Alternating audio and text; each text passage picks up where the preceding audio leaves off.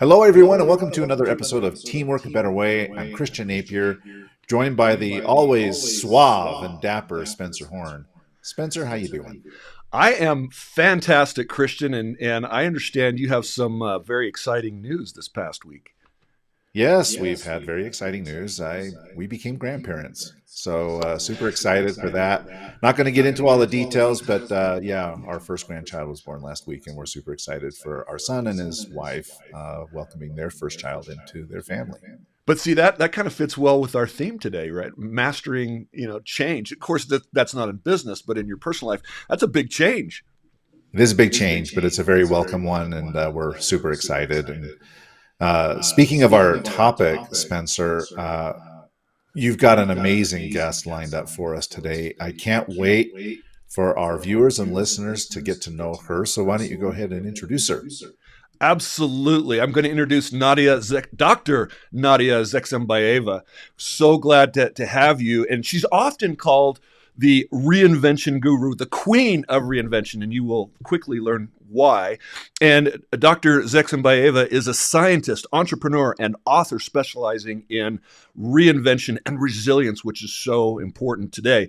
As a consultant and educator, she's worked with major organizations such as Coca-Cola, Cisco, L'Oreal, Danone, Henkel, Erste Bank in Germany, and all over the world. She's worked with organizations that research and understand the dynamics of reinvention, which I'm so excited for her to share with all of our listeners. But they really work with these organizations to change their leadership practices and business models to meet new market demands and prepare for upcoming or incoming disruptions. And they happen like every minute, it seems like. And as a speaker, she's delivered keynotes and workshops to over 500,000 executives around the world. She's given 4 TEDx talks. If you've ever tried to do that, that's amazing. And as an author, she's wrote several award-winning books. I'm surprised you don't have those behind you there, Nadya, but and she's been a contributor to there you go. I've got my workbook, my reinvention workbook right here. And she's included, contributing to Forbes, Harvard Business Review, among others. We are so glad to have you, and our listeners welcome Dr. Nadya Zhexembayeva. It's my honor to be here. Thank you for having me. Well, I saw you first at the NSA, National Speakers Association Thrive event in March 2023. And I took so many notes. I actually reviewed my notes, and so much of the information you gave was astonishing, and yet it feels like what you were talking about, and just the disruption, the change that we're experiencing. And you told a little bit about your story. What got you into this field of studying resilience and disruption? Would you please share just a little bit about where you came from, why this is so important to you, and why this is your mission? Of course. I think our stories are also our biases, and I'm not afraid to say that I'm not at all neutral when it comes to resilience and reinvention. And of course, my background and my history creates a bias in my thinking on what matters or not. I'm definitely subjective here. I was born in the Soviet Union before the collapse of the Soviet Union. And I saw firsthand what happens to a system that fails to reinvent on time. Because when the collapse happened, we already had a significant shortage of food, and standing in line for basic necessities such as hot dogs or mayo would be a massive daily grind. So the whole family usually would be participating in food hunting throughout the week. But in addition to the collapse of the Soviet Union, the food shortages, the rise in crime, the complete obliteration of any social security network. So no government, no ministers, no working police, no working healthcare system. We had no currency of our own for more than 2 years because we were so unprepared. This laid on top of about 100 years of traumatic experiences, including revolutions, 40% of Kazakh population murdered by the state in a state-organized famine, and after that, Second World War, the largest number of concentration camps on the territory of Kazakhstan for the entire Soviet Union, and the use of Kazakhstan land and its people to test all of Soviet Union nuclear power. So as a result, we have massive rise of cancer, but also genetic disorders of every kind. That was my history.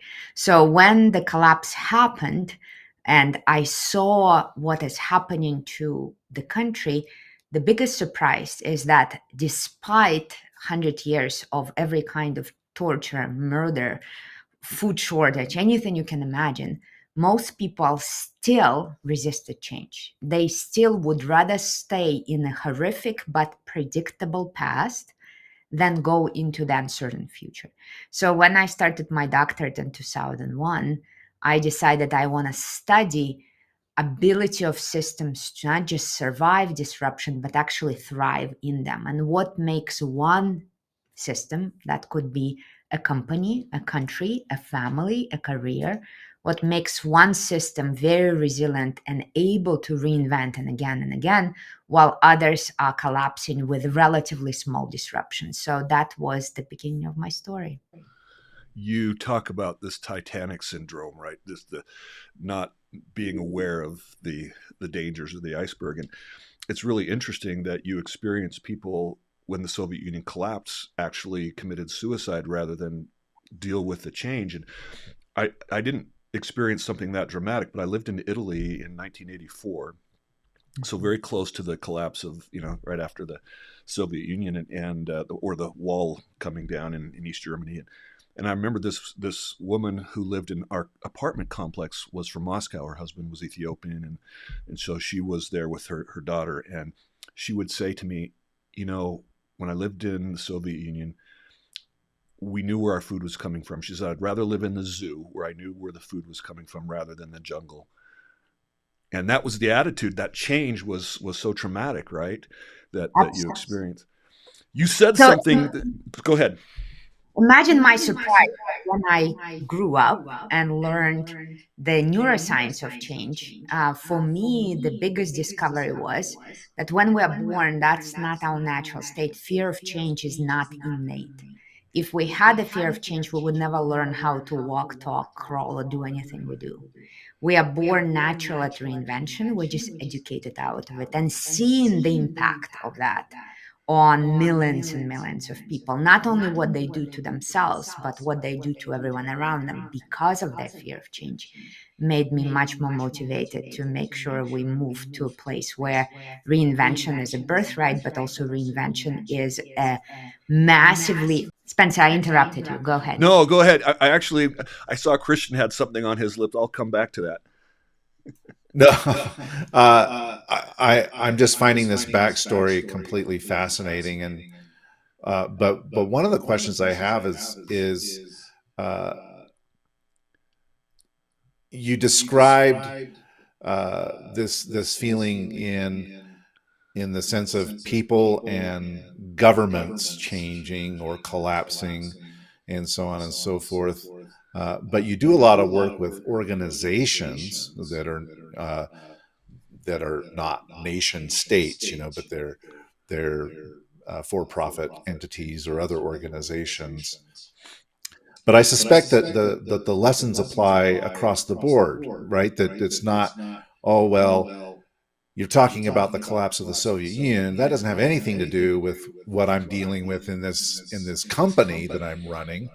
So how did you draw the line between what happened, what you experienced so personally and so deeply in a civic environment to something that happens in more of a corporate environment? What are the parallels? Well, I think if we are busting some myth, let's bust some more. So the first myth is that humans hate change and they're bad at it. I see zero evidence in the way of our neuroplasticity. Neuroplasticity means that our brain is extremely adaptive in nature. And any ideas we had in the 20th century that the brain is very static structure and you only lose neural cells, you never grow new ones, and then you never grow a new brain tissue, we already disproven. We know that brain is very plastic, it's not static, that it always develops new structures, and we do grow neural cells, and we can also stimulate that growth if we're thoughtful about it. So number one, humans are great at change. We're just educated out of it. Number two, this idea that reinvention is unique to either a system or a particular subject is another myth that we have to debunk. So, system means that reinventing a country is very different from reinventing a family. But here, a natural systems thinking laws apply. Any system is reinvented using about the same set of rules. There's subtle differences.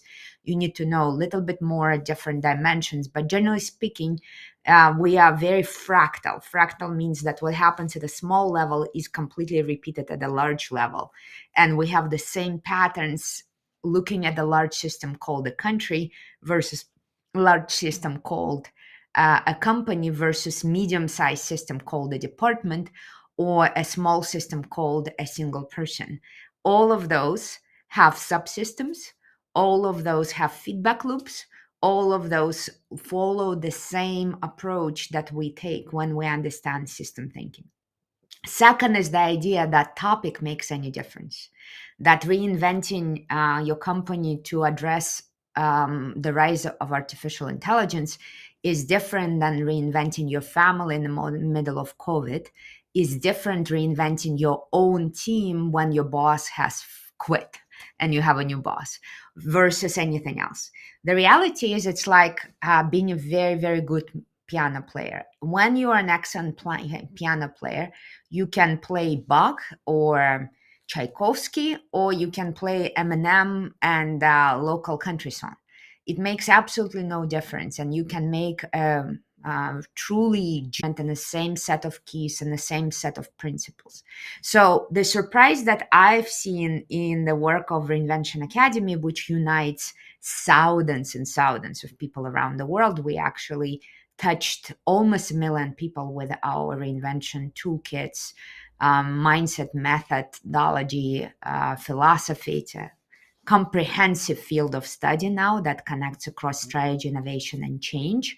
Now, when you look at our community, we have people who apply the same tools in personal coaching, in finance reinvention, in operations reinvention, marketing reinvention, family reinvention, nonprofit reinvention, public sector reinvention, exact same toolkit. There's tiny variations here and there. You would substitute one tool for another, but the core of the methodology and the core of the field of reinvention, which is now a new field of management, is definitely the same.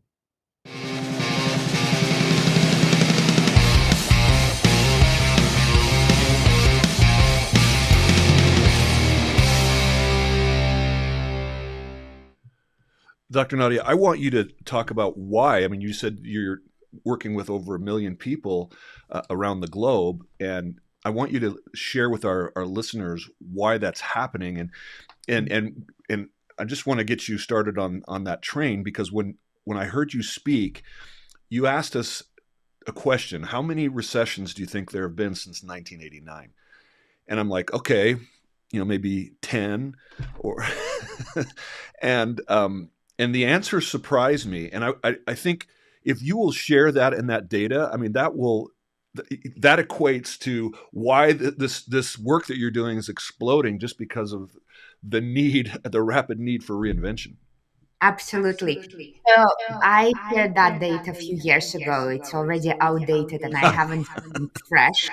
So you can increase that by quite significant number. When I asked the audience how many recessions you think we had, majority speaks about 5 or 10. And when I expand the definition, think about global recession versus regional recession, let's say just Latin America, or industry recession, let's say just mining industry, or a country level recession, even with those definitions, we still saw people naming 2030. And at that time, the number of just country level recessions was 469. And if you added to that industry, region, and global recession, at that point, we were at the stage of about one recession every 1 to 2 weeks. And majority of people say, well, I don't care if there is a recession in Democratic Republic of Congo. Who cares? Well, the issue is that we're living in a very globalized, very interconnected supply chain. And specifically Democratic Republic of Congo, who we have never tracked until very recently, is responsible for almost all production of cobalt. And cobalt is what makes our devices work, because without them, the battery cannot be compact enough to be functional. So when there is a recession in Congo, all of us feel that recession, and it's called inflation, because volatility in the supply chain is compensated by increased prices to manage the risk, to deal with the difficulties with deliveries. Right now, for example, close to my neck of the woods, the war of Russia against Ukraine, we now typically have to fly 2 to 3 hours longer because the airspace around the two countries is now unsafe. That is the cost of fuel. That is a cost of work hours of the employees. That's amortization on the plane itself. Of course, the tickets will go up, but also the delivery of all of your goods and services. So when we're talking about recessions, we're talking about daily, weekly recessions that all touch you in the form of disrupted supply chain and ultimately increased prices. And that's just one of disruptors. I will ask you another guess, and let me ask you both. Please guess. What has been the rise of disruption in the last 5 years? And I'll give you a benchmark. So before recent history, COVID and AI and all of that, we had other disruptions, economic recession. And right after economic recession, between 2011 and 2016, 5 years, our overall disruption index grew up by 4%. So we became 4% more disrupted in 5 years. Give me a guess. How much Okay, more I know the disrupted? answer to this, so I'm not going to guess, but I will tell you after Christian guess what I would have said. Okay, Christian, tell me, what's the rise of disruption in the next 5 years? In percentage terms, Percentage compared terms. to 4% over the previous time, I would probably say maybe marginally higher, maybe 6%. I don't know. I'm just like spitballing here. Yeah, I doubled it, Nadia. I doubled it to 8%, and majority guess somewhere between 20 and 50. The actual number is 200. And we are tracking economic, technological, geopolitical, social, climate, because now the climate is changing the crops. California, in the last months, insurance went up 34%. Who is paying for that? That's inflation for you immediately. It's just the fact that everyone who produces anything in California is now paying more. So they're passing on those extra costs to the consumers. So we're looking at this chain reaction upon chain reaction upon chain reaction. And most people say, well, I feel it in my gut. There's nothing new in that data. You're just verifying and validating what I felt in my gut anyway. The problem is that most people who say that did zero to change the way they function.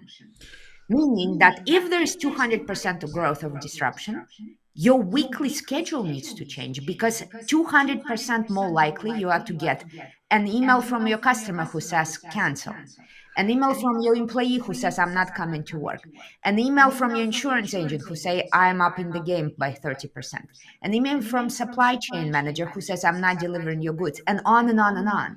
So so you are Nadia, you said it in the very beginning. This is what I was going to say, and if you weren't listening and paying attention, you would have missed it. You said the when you disrupt is so important. Now you're talking about the timing of disruption, and you mention it again. We have these gut feelings. Like right now, my industry is disrupted. In the speaking industry, we're in an election year. Everything is different right now. People are not booking in advance because they have no idea what is happening in the future. So I had last Thursday, I got 2 new clients for September. Luckily, I had an opening. They had to move their date to accommodate me, but that's for September. So we're not talking about 6 months or a year from now. There's no one's booking that far out in advance because they can't compute what's going to happen. And so how do I have to change my business? I know it's happening and I've known it for a long time. What am I doing differently? That's what you're asking me. And to be honest, Absolutely. not a lot. And that's the issue, whether we're talking about individual level, entrepreneurs, large companies, or countries, we have not changed a bit. So, what needs to happen? Number one, you need to make sure you have time in your calendar that is protected disruption time, meaning, forgive my language, shit will hit the fan. You just don't know which one. You don't know what will break, what will require extra time. So you need to have a buffer. Since you are addressing all those crises in the middle of the night, in the evenings, over weekends, you're getting more and more exhausted. You're getting more and more burnt out. And therefore, your capacity to be effective and productive is also decreasing over time. And it's a kind of a spiral, a vicious spiral that is making you weaker over time because you're not managing your time. Second, money. Every organization I know today has to become much more resilient when it comes to access to cash. So it's yes, having some cash flow that is greater than before. If before we could rely on that much more, now volatility means it's much harder to predict your cash flow and it's much harder to take on a debt because you don't know if you're going to service it. Same in personal life. You cannot afford as much debt as you could before because the volatility means at any given moment, things can change with your salary, with your contract, with your small and big business, and so on. So, having a cash reserve, but also thinking about multiple sources of income. What do you need to have? How do you need to diversify yourself? For example, in my business, one of the key things we've done is adding to the consulting business a massive digital course academy where we are able to deliver things asynchronously, pre-recorded plus live, and doing other things that combine. When COVID happened, that saved us. We made that decision before COVID, but when we couldn't fly to our clients anymore, we had an alternative, and now we're building new sources of income and new sources of income and creating more resilience. But it starts with simple things. Do you have a backup internet? All of us are working in a digital business right now, and all of us are working in volatile weather. If electricity shuts down, do you have a backup electricity? Things like that start you thinking on how do I create more resilience and more disruption readiness. So when it happens, it's a seamless transition. It's not the end of the world. It's not a crisis. Nobody is freaking out. We move on. We keep going. That's what separates winners from losers. And that's why, in the world of constant disruption, reinvention is the strategy. It's not a methodology for executing your strategy, it's the strategy itself. The actual gimmick, whether it's price or product or positioning, all of that has a very, very short shelf life right now. So betting on your product or betting on your price or betting on particular technology is unsustainable. It will deliver advantage for a few months or maximum 1 to 2 years. The reinvention process is becoming a much better source of competitive advantage.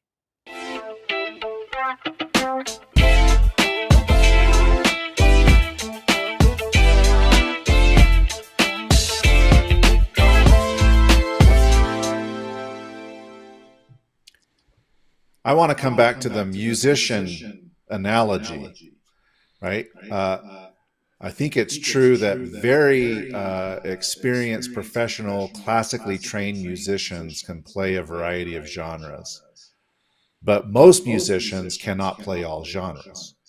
You know, from a guitarist perspective, it's very different, the technique to play blues, to play metal, to play fingerstyle versus Travis picking. These are techniques that are hard, and you can spend a lifetime learning all of these techniques, but typically mastering maybe a subset of them.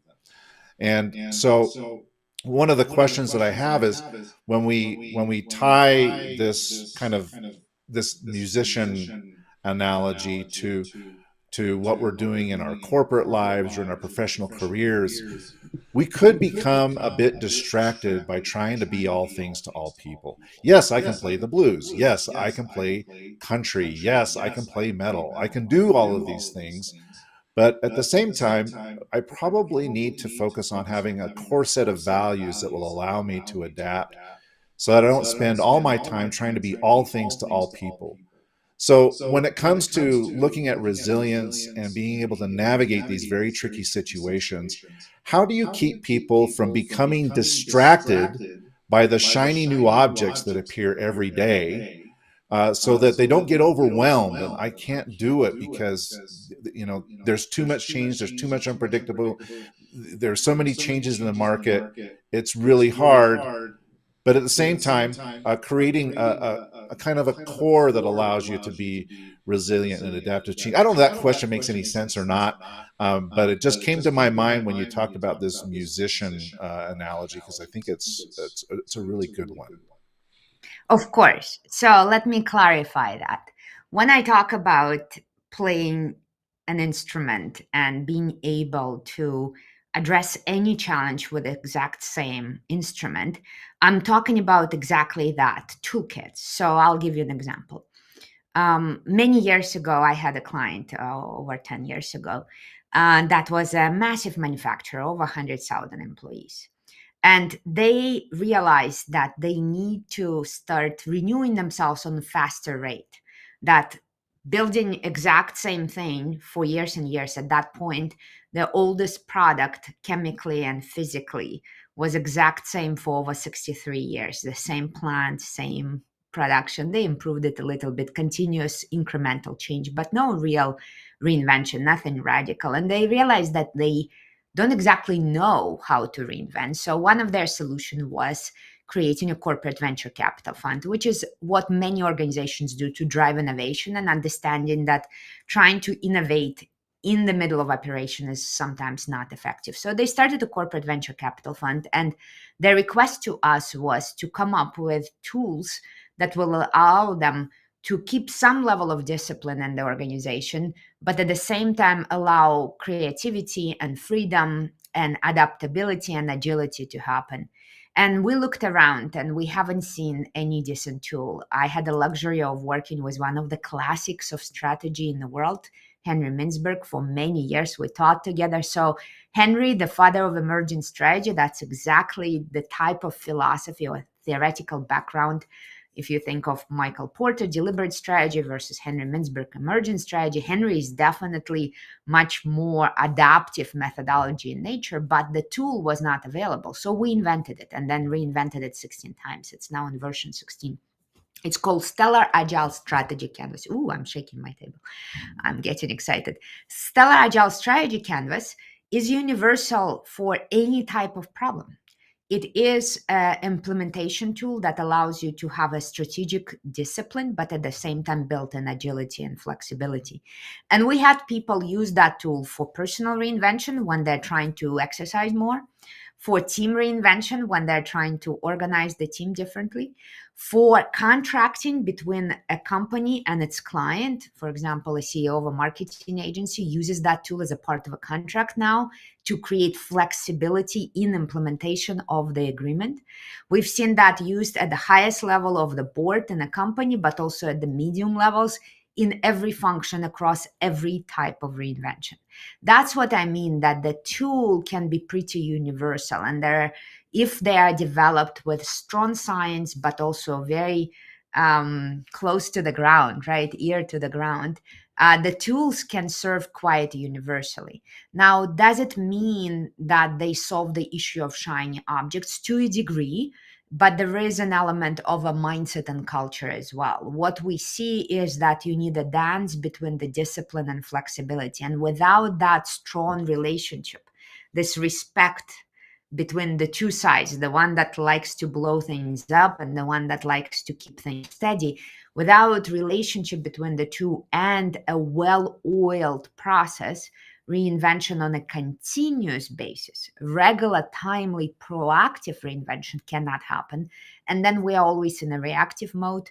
We are always following somebody else's lead, whether it's the technology that just disrupted us, or a new regulation just disrupted us, or a new boss that just disrupted us. We're always in a reactive, we cannot catch up firefighting mode, rather than proactive trend watching and sometimes even trend-setting mode. So there are plenty of ways to keep our team focused, but it starts with a process. It starts with a routine regular, repeatable process, the way you think about taking a shower. If I don't take a shower on a regular basis, I begin to stink. Same with our teams, same with our products, same with our brands, same with our business models. There must be a regular process where we are not inventing how do we take a shower on a regular basis. We exactly know where's the water, what kind of soap we use, how to turn on the faucet, and on and on and on. So you were talking about, do I have a backup internet system or electrical backup?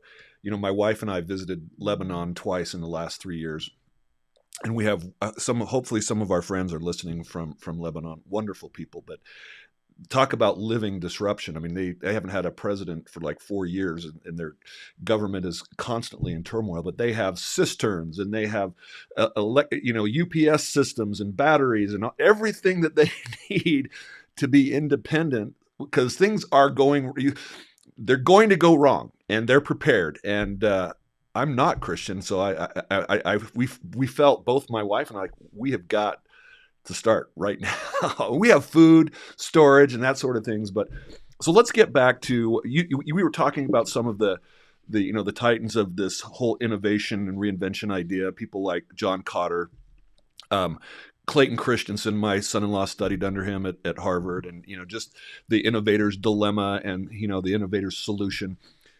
But they were still, talking about the time that they were doing all of their preaching and teaching and writing. That wasn't in the 200% volatility rate that we're talking about today. So you talk about every organization, every individual, every living organism has a life cycle. And that's healthy. But we have to tie this idea of life cycle back into the timing that you were talking about earlier, and the gut feelings that I feel right now that there are changes in my industry, like I just shared about my industry. And you say that when you start seeing the changes and your business is changing, that's too late to innovate. Can you talk about that, please? Absolutely. So we all stand on the shoulders of giants. I'll start drawing now. And I absolutely stand on the shoulders of giants as a theoretician, as a professor of management, and as a strategist. Of course, I stand on the shoulders of the most amazing strategists going back in history to Greeks and Romans and all the way through now. Yes, of course, if we're talking about 70s, this is deliberate school of thought, which is Michael Porter, who is the godfather of that school of thought, an emergent school of thought, which is Henry Mintzberg. A bit later, the 90s, we have the rise of innovator dilemma, Clayton Christensen concepts, John Cotter's concept, and tons of others that did amazing job speaking about the need for renewal. So that idea is not new. This idea that everything goes through a life cycle, we go to the peak of our performance, and then if nothing happens, goes into decline, whether that's your product, right? It was very popular and then stop, fax machines, or your brand became very popular and then disappeared, or your business model or whatever else. And of course, every scientist will show you that in order to move forward, you need to reinvent, start so-called the new S-curve. That's the name and the theoretical framework, or in academic speak. What we don't recognize, however, is two elements. One is that the research from a wonderful book called Stall Points, if you would like to research, or you can just Google Harvard Business Review article on why you need to reinvent before it's too late. That research shows that if you're reinventing on the decline, chances of you going back to your own peak performance are only 10%. At this point, economically, the resources are not there to finance reinvention. Emotionally, we're too afraid, so we don't have enough blood supply to the brain to rethink and come up with fresh ideas. Politically, we're all afraid of who will be the scapegoat, so we're playing games instead of aligning, and on and on and on. Which means we need to reinvent on the upswing, but if we do it too early, we will be killed by economics. It's not economically or technically or regulatory viable yet. So there is this golden moment which means the question of reinvention is not so much what to reinvent or why to reinvent or how to reinvent, but it's actually when. If you go too late, you will die. If you go too early, you will die. When is the key thing. So you can use the existing business model to finance your new business model. For example, Spencer can use the income from his speaking business to finance a second line of business that will allow him to stay afloat in the middle of volatility like we're experiencing right now. You call that the slash people, right? That they have Yes. all these different streams of. Absolutely. So hopefully more of us will become slash people. It's a terminology from another great book you can also Google up.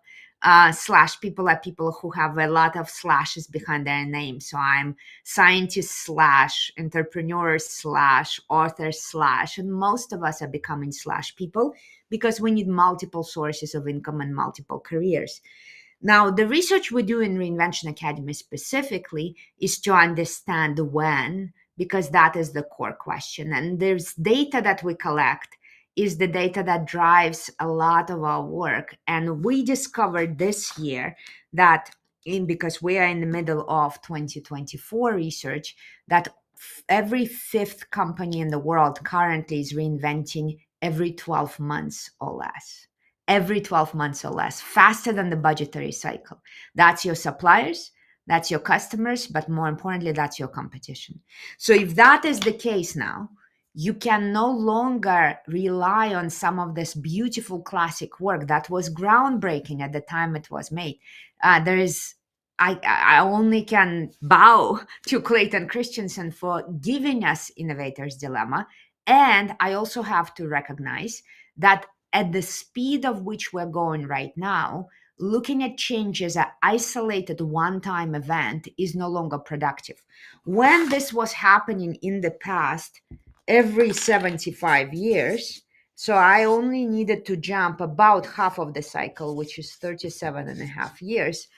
Of course, I would never have that capacity in house. I would outsource it to consultants. Of course, I would not teach my employees creativity and reinvention skills. They would need to use it only once every 37 years. They would retire before. Why would I rock the boat internally if I won't need this output for 37 years? If today the median in this year is somewhere around 6 across all companies, including monopolies and manufacturing companies, half of that cycle is 3. We're talking about reinventing every 3 years median number. Every fifth company in the world actually reinventing every year or less, some every 2 to 6 months. That speed of change means reinvention is now a daily business and it's everyone's business. All management is change management. That's a difference. Continuous reinvention versus one time project reinvention, those are two different games, two different principles, two different ways of thinking about our careers, and two different ways of running our organizations.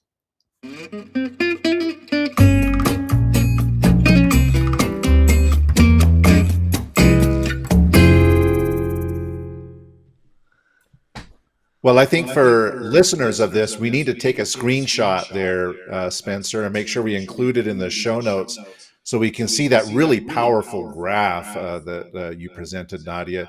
I want to ask you about that. You mentioned that because the change is happening so rapidly in more than a fifth of companies, they're now reinventing more than once a year, less than every 12 months. The budget And you cycle, so mentioned it why even doesn't- make a budget? Right. So it doesn't align with the regular business cycle, administrative business functions. And so, do you see companies in your research, are they starting to look at their kind of underlying administrative practices to accelerate from 5-year plans to 3-year plan, strategies to from these annual budget reviews and annual performance reviews to doing things on a more frequent basis so they can be more proactive in hitting that sweet spot of change to reinvent themselves? Are you seeing changes in how organizations are behaving? Of course. I actually wrote a Harvard Business Review article on that, and we'll make sure you guys have a link in the show notes as well, specifically on adding agility to your budgeting systems. And we work with companies to build a reinvention ready system so that they are not killed by their own internal practices. Agile dynamic budgeting is one of those practices, but also much more adaptive way to strategy, completely different principles of thinking about your workforce and creating massive flexibility in your workforce. We went as far as creating modular manufacturing systems with some of our manufacturing clients, which means you don't need to lock in the entire factory into decisions that will make it impossible for it to switch to a different product in the next 2 to 3 years. It needs to be much more adaptive in nature. You should be able to switch between different products and services faster than that you ever used before. Yes, there is a range there. So it's not like you're producing, I know, stainless steel today and plastic chairs tomorrow. Absolutely not. But looking at the trends moving forward and thinking of what variations and what industries may need what kind of chemical and physical properties of a stainless steel, you can create much more flexibility and not lock yourself in into a plan that will only make money in 20 years and you only have 5 years of that product demand available. So we see companies who are beginning to move in that direction. My worry is that not fast enough, that the disruption is moving faster than the companies adapting to it, and building a company based on the principles of continuous reinvention is happening.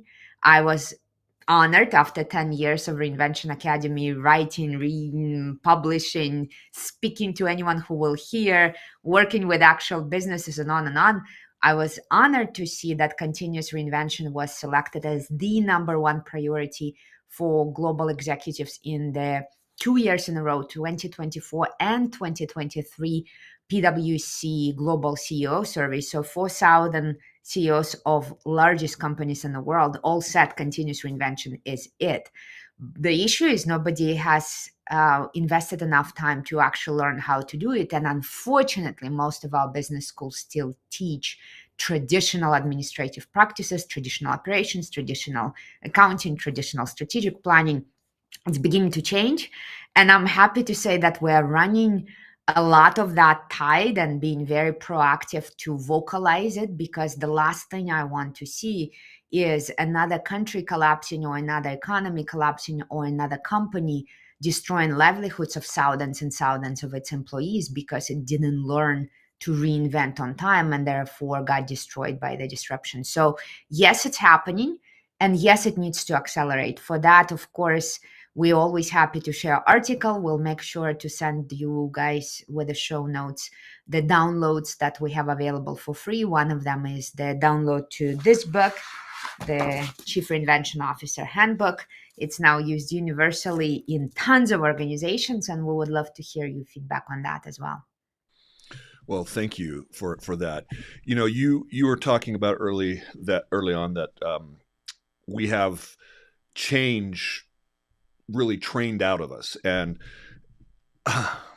you know, I work with lots of organizations that struggle with change. And the theme of our podcast is teamwork. So could you share just some practices that leaders can help their teams and really get this idea of, so it's not, we're not outsourcing to consultants. We're not creating an autonomous a team that's only focused on disruption, but how do we become disruptors, every one of us, and how does the team environment or teamwork help facilitate that? How can we be better as a team at reinvention and being more resilient? Absolutely. So here are a few things that we've tested that work well. Number one is to creating easy, fun ways for people to get into uncomfortable position and do well. So small things such as rotating who is running team meetings, making sure that the baton is passed from person to person so that they can see the job of facilitation, the job of agenda creation and so on, and learn to see world from different perspective.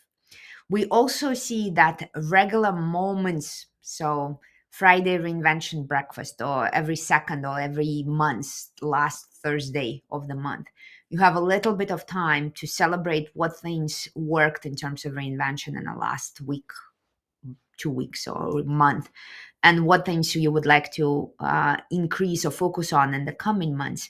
This kind of practices work very well. Using humor is very important. So finding memes or showing short clips that illustrate the reality of constant reinvention being necessary also helps. We also highly promote using free reports to run team meetings on a regular basis throughout the year. So usually there's about one report every 2 to 3 months that gives you a kind of gentle kick in the butt to talk about what does it mean for our company, what does it mean for our team. In January, that's a World Economic Forum's risk report. In the spring, there are a couple of reports from CEOs, and there are a couple of reports on the speed of change. Summer is Gallup State of the Global Workforce report. And you can place them throughout the year and plan that about once a quarter, you will look at those reports and facilitate a team discussion on, considering this data, how should we function better as a team to be able not to survive disruption, but actually thrive in it, monetize it, make it a source of our strengths, and make it a source of our joy.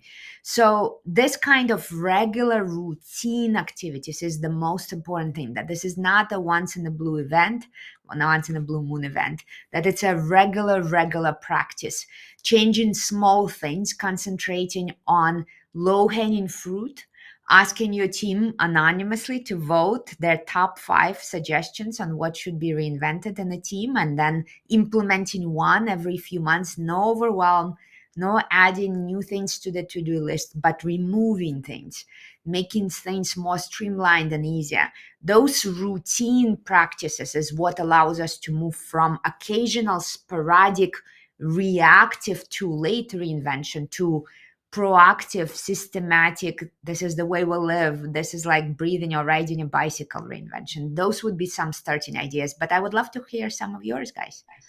Well, first of all, I love what you said, and that ties into making time every day or week at least for reinvention. And I love how one of the things that you're talking about that I think is so important is addressing the overwhelm and the stress and the anxiety that people are feeling like, oh my gosh, since 2020, we are feeling there are people that are actively sabotaging our company because they're quiet quitting and they're actively sabotaging, and only 23% are actively engaged. So people are suffering in the workplace, and you're saying, hey, this can be fun. We can make this fun, and we can take time. And I love, so you talked a little bit about the how. The when was the big question that you really focused on, but the how, things like this agile methodology, is we're going to change our focus. And when we say change, we're not adding. And that's an important message that you shared. If we're adding something, we have to subtract something.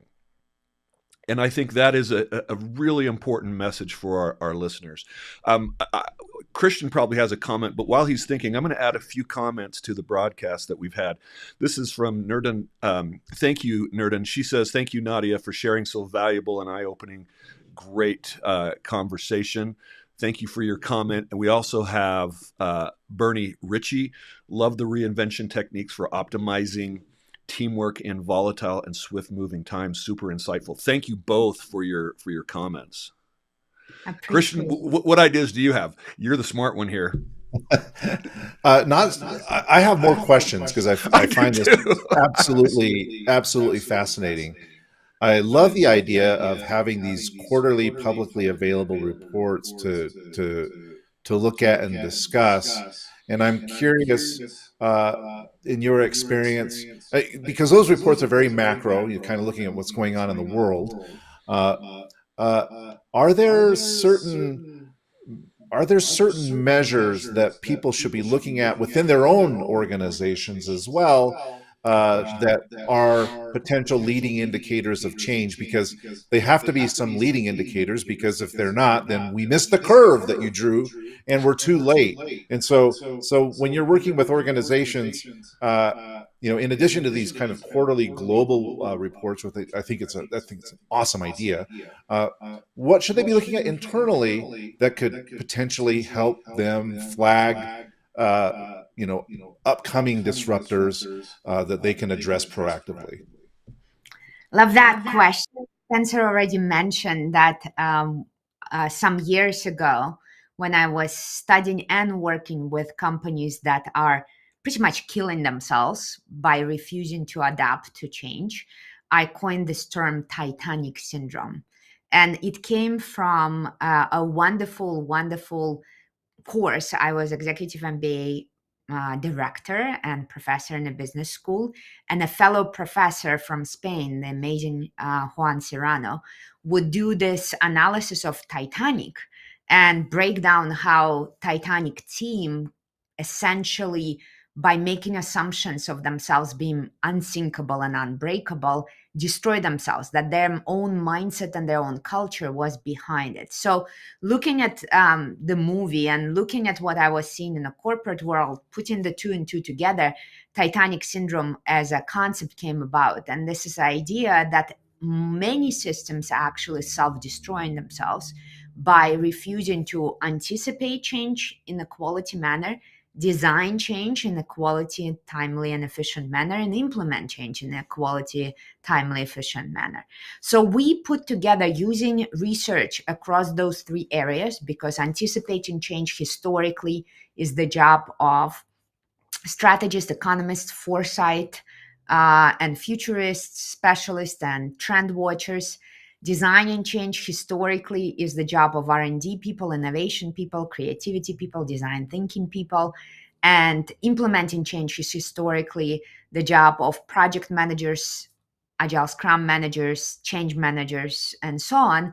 And historically, those three camps don't talk to each other and they don't even share each other's science. So we looked at the three camps and we put together a very short, back of the napkin, just starting conversation questionnaire called the Titanic Syndrome Diagnostic. It's all based on actual science and experimentation in research that shows that if you do this, your chances of reinventing on time go up. And we put together this 15 question questionnaire. Again, we will provide you a free link. You don't need to rush to buy the book. I don't even know if it's still in print, but we'll make sure the PDF is there and you can take the test yourself for your company today or whenever this replay is available.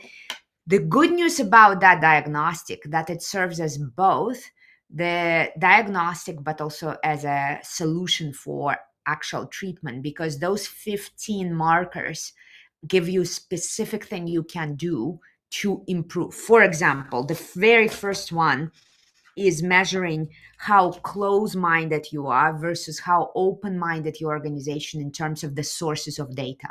Are you only looking in a small box of the data that impacts your operations and your future? Or are you actually looking around, not in your direct competitors, not just at your suppliers, not just at your industry, but things that can come out of a left field, like the new regulation? That is a call to action. If you are scoring poorly on that specific item, you know exactly that it's time for you to start to talking to people you don't normally talk, reading reports you don't normally read, scanning trend, watching reports, or looking at other sources of disruption that you don't normally scan, and stuff like that. So yes, there are early markers and they all would be in three categories. Are you good at anticipating change on time? Are you good at designing change? And are you good at implementing change? And there are different things that you can look at in all of those three categories that can help you score yourself and be a bit more diligent and nuanced in your scoring.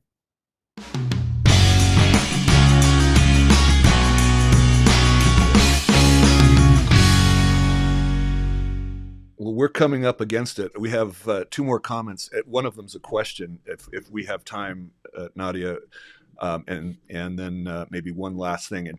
And before, as we end, we forgot to tell you, would you just stick around afterwards so we can say goodbye to you after we end the show, if you don't mind? But Olga, I think you know Olga, and so she's enjoying the conversation. Thank you, Olga. But here's the question from Prince Aduremi. Hold on, let me get that on here. Owawdi, and he says, insightful and valuable presentation, Dr. Nadya. How do we ensure alignment between leadership, continuous strategic reinvention efforts, government policies, and evolving needs of customers in a disrupted market? Wow. The only answer to the question is building a system. This cannot be done as okay, let's add it to our to-do list. Let's make sure that this is item number 47 we do on Sunday evening, because during the day and during the work week, we have our mainstay job. No, we've seen a range of organizational design that allows for this alignment to be somebody's job, but it must become a full-time job for some portion of your organization. It can be done in a somewhat independent organization. That could be a new department, or could be corporate venture capital fund, or it could be a new legal entity within the group. This especially works in highly regulated industries such as banking or pharma, where it's not easy to do things that are radical within the perimeters of the mainstay business, because it is legally impossible. But most organizations today actually recognize that this is becoming a full-time job. So I mentioned PwC study from 2023. That was first time continuous reinvention was named the number one priority of every CEO. Year and a half ago, PwC study of 2023, at 47% of CEO time went to reinvention, but they actually wanted it to be 57%. So their desire was to actually up the game. And across the investment, over 60% of all investment was going towards reinventing the business, not preserving the current business. But CEO, even if they give 57% of their time and most of the money in the company, they cannot do it alone. So there has to be this new integrative unit built that connects across strategy, innovation, and change.